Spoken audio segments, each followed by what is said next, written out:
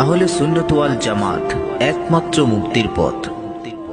হযরত শাহ সুফি খাজা এনায়েতপুরী কুদ্দুসাসে রুহুল আজিজ সাহেব ছিলেন হযরত খাজা বাবা ফরিদপুরী পীর কেবলাজান সাহেবের পীর ও মুর্শিদ। তখন ছিল অত্যন্ত শীতের মৌসুম। বিশ্বওয়ালী হযরত শাহ সুফি খাজা বাবা তখন তেনার পীরের দরবার এনায়েতপুর দরবার শরীফে খেদমতরত অবস্থায় ছিলেন। তেমনি শীতের এক রাতে খাজা এনায়েতপুরী তার কিছু জাকেরদেরকে ডেকে এনে বললেন, বাবা, আমার ওই পুকুর থেকে তোমরা কিছু জিওল এবং শিং মাছ মেরে আনো। তার মধ্যে খাজা বাবা ফরিদপুরীও ছিলেন। এরপর তারা সবাই সেই পুকুর পাড়ে গেলেন। পুকুরটি ছিল কচুরি পানা দিয়ে ভরা, তার উপরে আবার জোকের বিচরণ। কেউ সেখানে নামতে সাহস পেল না, শুধু এক একজনের দিকে তাকাচ্ছে, কে নামবে সেই পুকুরে, কারণ আমার মতো সাহস নেই। এমন অবস্থায় হযরত শাহ সুফি খাজা বাবা ফরিদপুরী তিনি একাই তার পীরের হুকুম মাথায় রেখে সমস্ত ভয়কে উপেক্ষা করে তিনি সেই পুকুরে নেমে গেলেন। পুকুরে নেমে তিনি একাই কচুরি পানাগুলো পরিষ্কার করলেন। তার সারা গায়ে তখন জোকের বিচরণ, জোক লেগে আছে তার পা থেকে মাথা পর্যন্ত। তারপরেও পানি কনকনে ঠান্ডা। হযরত শাহ সুফি খাজা বাবা ফরিদপুরী সেদিকে না তাকিয়ে একের পর এক মাছ মারায় ব্যস্ত রয়েছেন।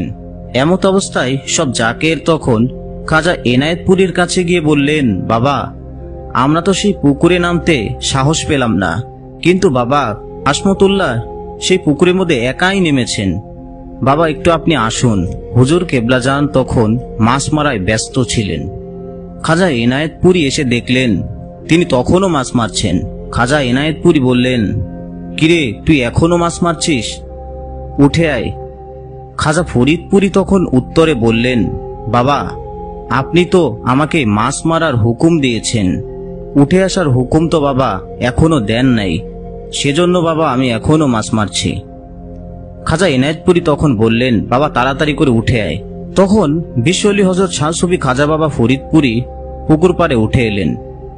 যখন উঠে আসলেন তার পুরো শরীরে ছিল জোক আর জোক, পা থেকে মাথা পর্যন্ত যেন জোকের বিচরণ।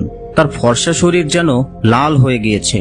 তখন খাজা এনায়েতপুরী তার মাথায় হাত রাখতেই সমস্ত জোক মাটিতে পড়ে গেল। তখন খাজা এনায়েতপুরী খাজা বাবা ফরিদপুরীর ওপর খুশি হয়ে বললেন, বাবা, আজ যেমন তো সারা শরীরে জোকের বিচরণ, সারা শরীরে জোক লেগে রয়েছে, বাবা এমন একদিন আসবে পুরো বিশ্বের মানুষ তোকে এভাবে ঘিরে ধরবে। বাবা, তোর কদমের নিচে পুরো বিশ্বের মানুষ আসবে। বর্তমানে যারা বিশ্ব জাকের মঞ্জিল সম্পর্কে জানেন তারা নিশ্চয়ই দেখেছেন বিশ্ব জাকের মঞ্জিলের মুরিদ সংখ্যা। সারা বিশ্বের মানুষ এখানে আসে, শুধু বাংলাদেশ, ভারত, পাকিস্তান নয়, বিভিন্ন দেশ থেকে বিশ্ব জাকের মঞ্জিলে অসংখ্য লোকজন ছুটে আসে পাগলপাড়া হয়ে। এ যেন সেই খাজা এনায়েতপুরী কুদ্দুসাসে রুহুল আজিজ সাহেবের সেই ভবিষ্যৎ বাণীটিই পরিলক্ষিত হলো। সেই দিন তিনি বলেছিলেন, পুরো বিশ্বের মানুষ তোর কদমের নিচে আসবে। এজন্যই খাজা ফরিদপুরীকে বলা হয় বিশ্বওয়ালী খাজা বাবা ফরিদপুরী। প্রিয় দর্শক, বিশ্বওয়ালী খাজা বাবা ফরিদপুরীর আরও জানা অজানা বিভিন্ন ঘটনা, কারামত এবং জীবনী সম্পর্কে জানতে আমাদের এই চ্যানেলটিকে সাবস্ক্রাইব করবেন এবং আমাদের এই ভিডিওটি ভালো লাগলে লাইক, কমেন্ট এবং শেয়ার করে পাশে থাকবেন। আসসালামু আলাইকুম ওয়া রাহমাতুল্লাহি ওয়া বারাকাতুহু।